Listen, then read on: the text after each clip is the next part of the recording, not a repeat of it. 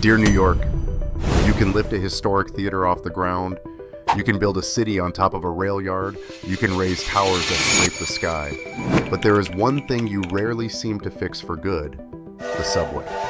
Picture this. Tomorrow morning, the entire New York City subway just shuts down. No more steel wheels screeching on the tracks. No more crowds rushing down the stairs. No more buskers singing in damp tunnels. Within hours, the financial, media, and cultural capital of the world would stall. To avoid that nightmare, New York is placing a massive bet: $68 billion. The biggest upgrade plan in the city's history. The question is simple: can $68 billion save New York's subway?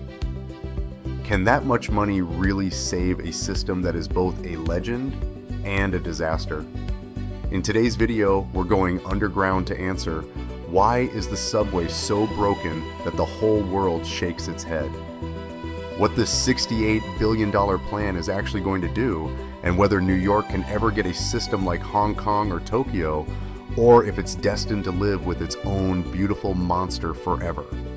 Watch until the very end, because you'll walk away with a clear, simple map of the real reasons the subway fell apart. A sharp look inside the $68 billion plan, which parts are true upgrades and which are just makeup. And an honest answer: is $68 billion a life-saving operation or just a super expensive painkiller? If you're ready, let's get on the train. Compared to Hong Kong or Tokyo, where a delay of a few dozen seconds is enough to trigger an apology, New York's subway is another universe. Here, you get used to signs that say "no trains at this station." A packed train stuck in a tunnel, hot, airless, and not moving. Stations with peeling walls, leaking ceilings, and ancient tiles. But to be fair, there is nothing quite like New York's system. It's more than 2.5 times the length of the London Underground. It has some of the highest station counts on Earth, and most importantly, it runs 24/7, 365 days a year. It rarely sleeps. In more than a century, the subway has shut down only a handful of times, usually because of natural disasters, major emergencies, or huge crises. It is the bloodstream that keeps New York alive. The price of being this huge and always on is a system where many trains have been running since the 1970s. The signal system still uses ancient fixed block technology. Delays number in the tens of thousands every single year. Back in the 1970s, New York entered a financial crisis. The city was running out of money. Crime was rising. Whole neighborhoods became dangerous. The subway followed that spiral. Dirty, dark, covered in graffiti. Trains are breaking down all the time. Stations are tied to the image of crime and fear. People abandoned the system. They chose cars, taxis, anything but the subway. Then, in the 1980s and 1990s, a big investment program brought the system back from the edge. New trains. Stations cleaned up and renovated. Graffiti was wiped out. Ridership climbed again. New York believed it had saved the subway. But beneath the fresh paint, a deeper problem was still there: how the subway is funded and managed. When many lines were shifted into public control, the subway became dependent on city and state budgets, federal money, and complex debt deals from Wall Street. Every time politics shifted, every time the economy got rough, the budget for maintenance and upgrades got cut first. Meanwhile, flashy projects, a glamorous new station, a big legacy project, still found ways to get funded, even as the trains and signals kept aging.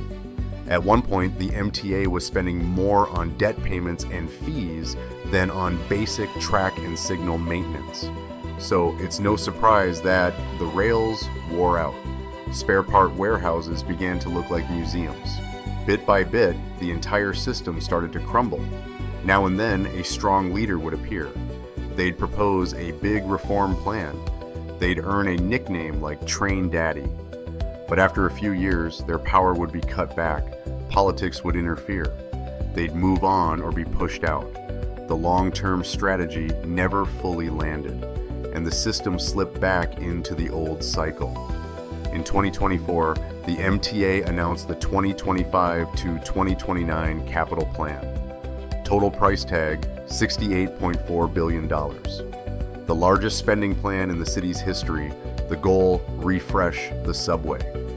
On paper, $68 billion sounds like enough to change everything. But when you dig in, you see four main targets. 1. Replacing aging trains. Many trains have been running for 4 or 5 decades. This plan aims to gradually retire old fleets like the R44 and R46, replace them with new R2-11 trains, wider doors, digital screens, cameras, open gangways. They're designed to be far more reliable, cutting breakdowns and reducing delays. 2. Upgrading stations and accessibility. Legendary Everest stations like Smith 9th Street are finally getting elevators. That's not a luxury, it's about the right to move for elderly riders, people with disabilities, families with kids in strollers. Many decayed stations will get structural repairs, better lighting, and clearer signage. Not to make them fancy, just to make the everyday experience of walking, waiting, boarding, and exiting less brutal. 3. Rewiring the brain. Rolling out CBTC, this is the most important technical piece, upgrading from fixed block signaling to CBDs, communication-based train control. With fixed blocks, the track is split into sections. The system doesn't know exactly where each train is, so it has to keep large conservative gaps. Result: fewer trains, more congestion, more delays. CBTC is different. Trains constantly broadcast their position, speed, and direction. The system creates a moving safety bubble around each train. That lets more trains run on the same track without compromising safety. Lines L and 7, the ones that already use CBTC, are now some of the most reliable in the network. Their on-time performance is far better than many older lines. The $68 billion plan is essentially an attempt to copy that success across more of the System 4, plugging revenue leaks, fighting fare evasion. Every year, the subway loses over $1 billion to fare evasion, jumping turnstiles, ducking under the bars, climbing around gates. For many people, it's almost become part of the culture. The upgrade plan is testing taller fare gates that are much harder to jump, extra barriers and swinging wings, redesigned entry flows. Early results: at stations with the new gates, fare evasion drops noticeably. If scaled up across the network, that's a natural source of revenue. Money that doesn't require hiking fares for the people who actually pay on paper. All of this sounds solid. New trains, better stations, a smarter brain, less money leaking out. But there are two big risks. First, New York is one of the most expensive places on earth to build anything. The 2nd Avenue subway, only a few miles long, cost over $4.5 billion. That's more than $2 billion per mile. The CBTC project on the 7 line ran years behind schedule, costs ballooned by hundreds of millions. Meanwhile, in France, the Grand Paris Express is building hundreds of kilometers of new track, plus dozens of new stations. The total cost is just a bit more than half of this $68 billion plan. In other words, for every dollar spent, New York gets less concrete, less track, and less hardware than many other cities. Second, around a quarter of the funding for this plan is supposed to come from congestion pricing. That's a fee on cars entering central Manhattan. The idea is simple: reduce traffic, push more people toward public transit, and take money from private car use to improve the subway. But congestion pricing is now at the center of lawsuits and political fights, especially from New Jersey, where their own rail system is also aging. Yet their drivers are being asked to help fund the MTA. If that fee is watered down, delayed, or canceled, a big piece of the $68 billion disappears. And so far, there's no clear backup plan for that missing money. So, can $68 billion save the New York City subway? If save means fewer breakdowns, better on-time performance, safer, more accessible stations, bringing at least some 21st century technology into a 20th century system, then yes, there is real hope. But if you're dreaming of a spotless system like Hong Kong, precision timing like Tokyo, perfectly smooth operations with zero drama, then 68 billion probably can't and maybe shouldn't turn the subway into something that's sterile. Because the subway, with all its flaws, delays, street performers, noise, and chaos, it is part of New York's soul. What New Yorkers truly need is not a perfect underground museum. They need a system that breaks down less, hurts them less, and can be trusted every morning when they walk down the stairs. The rest, the mess, the stories, the random moments that only happen in New York, maybe those should stay. And that's why when we ask, can $68 billion save New York's subway?